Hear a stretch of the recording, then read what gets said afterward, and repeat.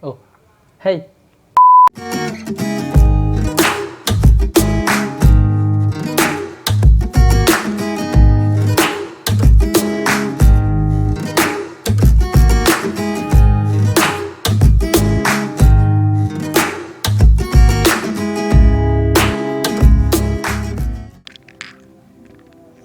Set. Kali ini saya akan sharing pengalaman pada waktu saya pergi dengan teman-teman saya kuliah ke Taman Nasional Bromo Tengger Semeru. Setelah libur semester ganjil, semester 1, pada waktu saya kuliah pagi, itu saya dan teman-teman saya beberapa itu ingin mengadakan liburan ke kemana nih enaknya nih, ke semuanya bingung gitu, ingin mau kemana liburan semester 1 semester awal kuliah itu. Habis itu saya dan teman-teman saya memutuskan tiga tujuan untuk pergi ke, yang pertama itu ingin pergi ke Taman Nasional Bromo Tengger Semeru. Habis itu yang kedua Pantai Kedung Tumpang. Lalu yang ketiga itu pendakian Gunung Arjuna atau Gunung Welirang. Itu pilihannya ada tiga.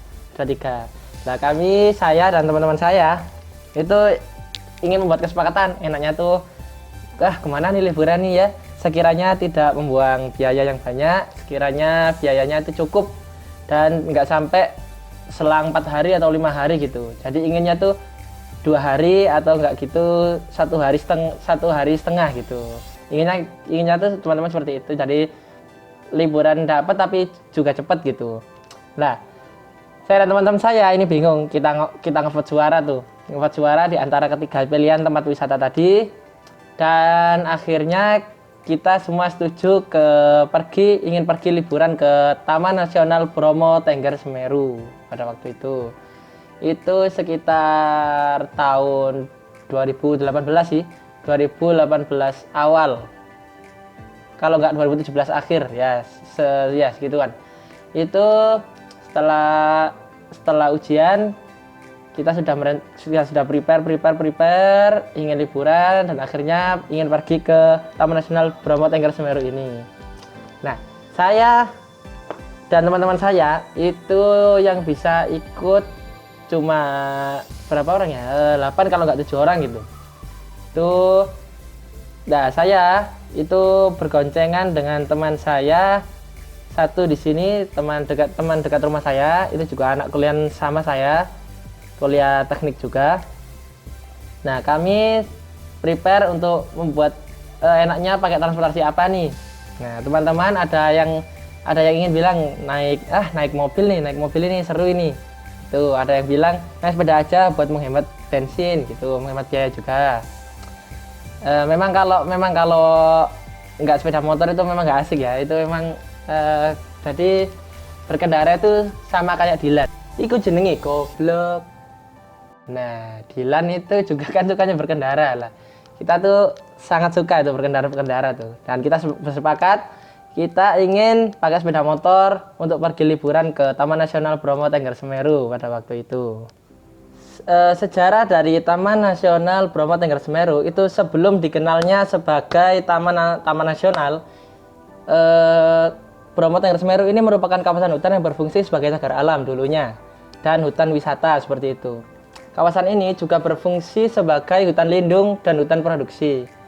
Melihat berbagai fungsi tersebut, Kongres Taman Nasional Sedunia mengukuhkan bahwa kawasan Taman Nasional Bromo ini sebagai taman nasional dengan ada pertemuan untuk diselenggarakannya di Denpasar, Bali kalau nggak salah itu ya. Itu pada tanggal 14 Oktober pada tahun 1982 atas pertimbangan alam dan lingkungannya yang perlu dilindungi, serta banyak potensial alam yang sangat bagus dan indah di Taman Nasional Bromo Tengger Semeru itu. Masa? Dan pada tanggal 12 November itu kalau nggak salah itu pemerintah Indonesia meresmikan kawasan Bromo Tengger Semeru itu menjadi taman nasional pada tahun 1992 seperti itu. Nah, sekarang masuk ke cerita pengalaman saya dan teman-teman saya tadi. Setelah kita sudah merencanakan ingin pergi ke Taman Nasional Bromo Tengger Semeru ini, saya dan teman-teman saya sepakat pada waktu itu pada bulan Februari kalau nggak Maret, kalau nggak salah, saya sudah lupa itu, soalnya udah semester 1 dulu itu. Jadi dengan ketujuh teman saya. Jadi saya, teman saya tuh Andika, Gali, Burhan, habis itu Esa, Andi sama Belsa. Nah, kita ke kami bertujuh nih itu ingin berangkatnya tuh enaknya berkumpul di mana ya? Nah, yang dekat-dekat arah daerah Semeru gitu rumahnya. Nah, kebetulan tuh kita itu berkumpulnya tuh di tempat itu namanya Perumahan Kahuripan. Perumahan Kahuripan itu ada di daerah Sidoarjo situ, di daerah Sidoarjo Kota.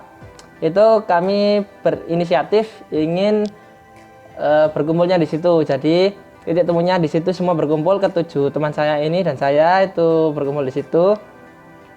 Habis itu agar ke tempat Bromo Tengger Semerunya itu agar lebih dekat gitu. Tadi searah ke Taman Nasional Bromo Tengger Semerunya. Nah, saya dan ketujuh teman saya itu sudah merencanakan hari sebelumnya dan besoknya kita berangkat gitu. Jadi saya dan teman-teman saya itu mulai berangkat kalau nggak salah pada waktu itu kami merencanakan hari Jumat dan kita berangkatnya itu pada hari Sabtu. Nah, pada hari Sabtu itu saya disusul teman saya, pada waktu itu sudah ketiga teman saya itu sudah disusul saya. Habis itu saya dan ketiga teman saya ini berkumpul ke Kahuripan tersebut, ke perumahan Kahuripan yang ada di Sidoarjo itu. Kita berkumpul dari habis sholat Isya sekitar jam 7-an.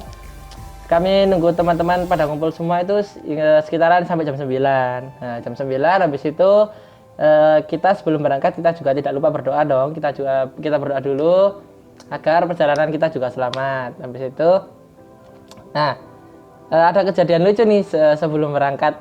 Pada waktu itu saya dan teman saya tuh pakai sepeda motornya teman saya. Nah, sepeda motornya teman saya ini itu bannya bocor. Nah, bannya bocor,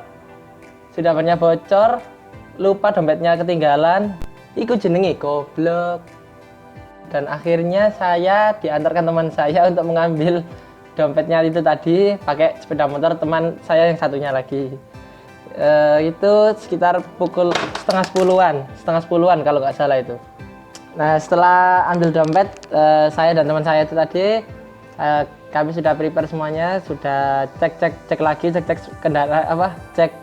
kendaraan apakah masih ada yang ban bocor atau sekiranya bensinnya habis gitu. Kita sudah cek semua dan habis itu kita melakukan perjalanan ke Taman Nasional Bromo Tengger Semeru ini pada jam 11 malam pada hari Sabtunya ya. Kebetulan kan kita orang bertujuh, jadi pada waktu itu kita ada di enjoy aja gitu, sambil berkendara sambil ngobrol-ngobrol, sharing pengalaman. Habis itu juga cerita-cerita tentang kejadian-kejadian yang lucu gitu pada waktu semasa kuliah gitu. Pada semester 1 kan awal-awal jadi masih agak ya malu-malu lah, kayak saya gini kan sukanya malu-maluin gitu ya. Lama tamu. Jadi setelah itu kami perjalanan tuh sampai ke Lumajang itu memakan kurang lebih waktunya 4 jam sampai 5 jaman. Sekali itu lalu kita sudah sampai ke kayak pos 1, kayak pemberhentian, kayak loket mau masuk ke Taman Nasional Bromo. Itu kita per orang itu ditarif hingga harganya itu 35.000 satu orang. Nah, bayangin tuh, kita bawa duitnya itu pas-pasan. Saya bawa uangnya itu 250. Habis itu teman saya 100.000. Ketujuh teman saya tuh bawahnya mungkin sekitar 200 sampai 300-an gitu. Jadi satu orang bayar 35.000, belum tadi yang bayar bensinnya dulu. Kita juga meminta izin kepada warga situ apakah boleh kita melakukan perjalanan pada waktu malam hari ke ke lautan pasir gitu. Itu kan sudah menunjukkan pada waktu pukul setengah tiga dini hari. Itu kami minta izin warga, apakah langsung boleh masuk Pak, segitu-gitu. Nah, bapaknya tuh jawab begini, oh nggak boleh Mas, nanti aja, tunggu jam 5-an baru kita buka portalnya gitu katanya. Habis itu pas ketika nih kita bingung nih, mau di mana nih enaknya nih, kita duduk di mana nih, mencari tempat sekiranya sambil nunggu portalnya buka ke Bromo Tengger Semeru itu. Nah, kita mampir ke warung, kita beli makan mie instan. Lagi-lagi mie instan ya. Mie instan, habis itu kopi, pop es, teh jus, semuanya lah. Itu kita beli, habis itu ngobrol-ngobrol, sharing-sharing lagi itu sampai menunjukkan pukul jam 4 lah. Pada waktu pukul jam 4 itu kita mau naik lagi melanjutkan perjalanan, itu kita berhenti ke kayak aula besar gitu. Kalau yang udah pernah ke sana pasti tahu, kayak aula besar kayak tempatnya orang Cina gitu. Bentuknya tuh kayak kuil Cina gitu. Nah, itu kan kebetulan halamannya kan lebar, luas itu. Nah, saya dan teman-teman saya itu istirahat di situ, kalau bahasa Jawanya tuh leren diluk gitu. Jadi istirahat sebentar di situ sambil menunggu portalnya dibuka, itu portal lautan pasir yang ada di Bromo Tengger Semeru itu. Nah, kebetulan di kuil Cina ini itu tuh ada ada juga kebetulan ada konten umumnya juga, tapi ditutup. Nah, saya dan teman-teman saya itu kan ada pagarnya. Saya dan teman saya tuh udah kebelet, udah gak kuat, itu lompat dari pagar ke tempat konten umum itu tadi. Nah, selama saya dan teman-teman saya tuh beristirahat ke halaman itu, nah saya dan teman-teman saya itu ingin kencing dan ingin buang air besar di fonten yang ditutup itu tadi. Kami lompat, kan nggak ada orang, nggak ada penjaganya, kita lompat, udah kebelet nih, dan akhirnya kita di toilet itu kita buang air kecil dan air besar. Habis itu saya dan teman saya itu ingin sholat, kan kita perjalanan kan masih belum belum sholat subuh kan, itu namanya kan udah jam 4 lebih, udah setengah 5 pada waktu itu. Saya ingin sholat subuh dan teman saya kita sholat tuh, kita wudhu, ambil air wudhu ke toilet tadi. Habis itu kita sholat ke aula Cina itu tadi. Kita nggak tahu kalau di aula itu tuh ono asu, bayang dari ono asu, ada anjing.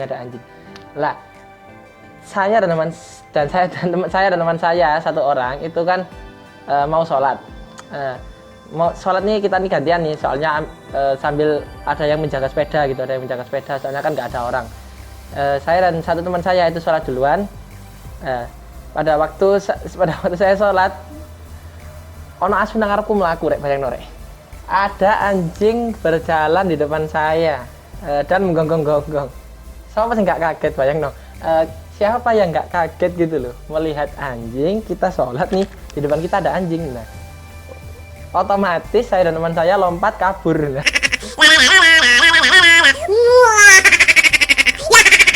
Nah, itu. Jadi kita nggak jadi sholat gara-gara ada anjing yang jaganya itu lepas. Nah, dan saya dan teman saya tuh ya duduk-duduk gitu. Ya kita nggak jadi sholat karena ada anjingnya. Saya dan teman saya akhirnya ngobrol-ngobrol bareng, juga menjaga sepeda kita, ngobrol-ngobrol bareng, sharing-sharing pengalaman pada waktu SMP, SMA, pada waktu masih kecil, kita guyon-guyon. Salah satu teman saya itu udah ada yang tidur yang pertama itu yang Belsa tadi itu sudah tidur. Habis itu yang kedua tuh Gale lah si Gale ini kan tidur. Nah, saya dan teman-teman saya tuh iseng kayak ambil plastik sampah gitu, saya dan teman saya itu masukkan ke mulutnya. Tapi dia gak kerasa, saya sumpal ke mulutnya. Habis itu saya foto dan teman saya foto tuh kali itu tidur. Setelah itu dia nggak tahu tuh kalau kita foto. Habis itu kita ambil plastiknya, tapi kita nggak kuat nggak ada lagi. Soalnya apa? Soalnya udara di sana itu memang sangat dingin banget. Dan kebetulan saya dan teman saya itu kayak ngeremin gitu, nggak bawa jaket yang tebel-tebel amat gitu, jadi pakai yang jaket-jaket biasa-biasa aja gitu. Ada yang malah teman saya tuh yang satu tuh pakai hem tuh, itu udah dos namanya tuh, kayak takutnya tuh kan apa yang namanya ya, kayak kena hipotermia gitu ya. Itu sangat ya ampun, wadem teman rek, wadem, bayang wadem gitu. Aduh, memang sudah apa namanya, udah agak bawa jaket yang tebel, di sana itu sangat dingin, wis adem, wis pokoknya adem ngono iku wis kayak ngono iku lah, ademe karo dhewe, ademe kaya apa, daerah gunung-gunung kan ya. Iku aduh, kalau yang udah pernah ke sana pasti tahu tuh. Namanya bibir tuh sampai putih, sampai benar-benar dingin kalau malam itu ya. Setengah itu udah kita udah gak kuat. Untungnya si Gale ini saya suruh bawa tikar gitu, bawa alas gitu buat kita tidur itu lah. Itu kita buat bertujuh tuh, kita buat apa namanya, kayak selimut gitu, selimut bertujuh. Jadi kita berkumpul di situ, oleh bahasa Jawa aku ngerowol nang kono lah wong pitu gitu. Jadi kita gak kuat, memang sungguh dingin. Habis itu kita lanjutkan prepare.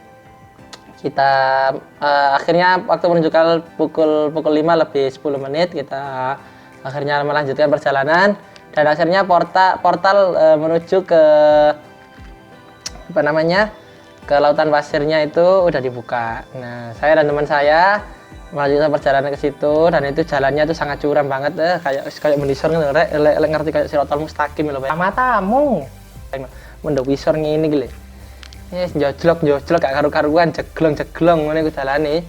Habis itu sampai di lautan pasir kita juga nggak tahu jalannya, kan memang pertama kali di sana. Kita itu tuh apa namanya, bahasa Jawa itu beber kloso. Alasnya tuh kita beber ya, gitu, kita beber alas. Di situ kita duduk lagi di situ, ngobrol lagi di situ. Dan memang di lautan pasir itu memang sangat dingin. Saya dan teman saya tuh katuan gitu, apa yang namanya bahasa Indonesia ya, kedinginan gitu. Udah gak kuat, satu teman saya tuh udah gak kuat, bilang ingin pulang aja, gak kuat. Memang dinginnya tuh Bromo Tengger Semeru tuh sangat benar-benar dingin. Memang pegunungan sih ya, memang gunung, anak bawahnya Semeru gitu ya, memang sangat dingin. Habis itu agak pagian kita melakukan foto-foto bersama tuh orang 7, foto-foto. Habis itu sampai mungkin sekitar jam 7 kita mulai melakukan pendakian ke kawah Bromo Tengger Semeru itu. Kita melakukan pendakian. Itu pun juga parkirnya tuh juga bayar lagi. Itu kalau satu sepeda itu mungkin sekitar 3.000 kalau nggak 5.000 segitu-gituan. Itu pada tahun 2017 ya, kalau nggak 2018 itu sekitar segituan parkir buat sepeda motor. Dan kalau pakai mobil tuh hanya bisa mobil jeep. Soalnya kan mobil jeep kan kuat kalau ke daerah ke daerah lautan pasir yang ada di Bromo Tengger Semeru itu. Saya dan 7 teman saya dan ke 4 orang saya sih. Yang 3 ini udah nggak kuat, dia tuh ingin nggak ingin ke kawahnya, jadi dia tuh nunggu di sepeda aja, soalnya nggak kuat kedinginan gitu. Saya semangati, ayo rek eman rek, besok rene gak munggah nang dukur, eman lu ayo, iki wis pisan iki, ayo munggah. Saya dan teman-teman saya juga kasihan, jadi ketika orang saya satu orang kan udah kedinginan, jadi kedua teman saya ini itu menemani yang kedinginan tadi itu menemani. Dan saya dan keempat orang teman saya itu pergi ke atas, pergi ke kawah Bromo Tengger Semeru itu. Habis di sana lihat kawahnya itu ya benar cantik gitu ya, memang bagus, memang keindahan alam yang sempurna gitu Bromo itu ya. Masa itu kayak ada suara apa ya namanya, kalau suara trompet gitu loh. Duduk trompetnya wong dodol pentol ya, duduk ya. Tadi kayak trompet apa ya namanya ya, kayak kayak gitu, kayak suara gempa gitu di dalam kawahnya Bromo Tengger Semeru itu, kayak gitu. Setelah itu kita udah foto-foto, habis itu kita juga foto ke, kalau nggak tahu ya di sana itu ada kayak upacara, upacara mungkin upacara daerah setempat gitu, kayak menaruh sesajen di atas kawasan Bromo Tengger Semeru itu, di kawasan kawahnya itu. Nah, kita bertemu dengan orang-orang baru gitu, saling menyapa, saling berkenalan gitu. Sama kita juga berkenalan dengan bule itu. Dengan bule orang Jepang ada, dengan orang Jerman juga ada, orang Inggris juga ada. Itu memang banyak turis sih yang ada di Bromo itu. Nah, setelah itu mungkin sekitar jam 8 jam 9 kita turun dari kawah, turun. Habis itu foto-foto lagi, foto-foto di daerah sebelah kawasan Bromo itu, kita foto-foto di lautan pasir, kita juga foto. Habis itu saya juga foto-foto, kayak ada orang-orang yang naik kuda, saya juga naik kuda, foto juga. Sayangnya tuh pada waktu saya naik kuda tuh fotonya kehapus. Nah itu saya nggak bisa menunjukkan fotonya. Nah, tapi nggak apa-apa deh. Sepenting pokoknya bisa numpak odong-odong ya nggak apa-apa doa. Lama tamu. Nah setelah itu kami melakukan perjalanan pulang. Saya dan teman saya udah usul nih, udah capek banget, udah kedinginan, udah gak kuat lagi, dan kita usul, kita mau pulang pada waktu menunjukkan pukul jam 11 siang. Jam 11 siang itu kita mau pulang. Itu pada jam 11 siang loh, bayangkan jam 11 siang itu masih dingin di sana. Jam 11 siang sana itu kayak kita subuh, di daerah sini subuh gitu. Jadi masih dingin di sana. Habis itu kita melakukan perjalanan pulang itu pulang memakan waktu sekitar 5 jam atau 6 jaman sekitar gitu.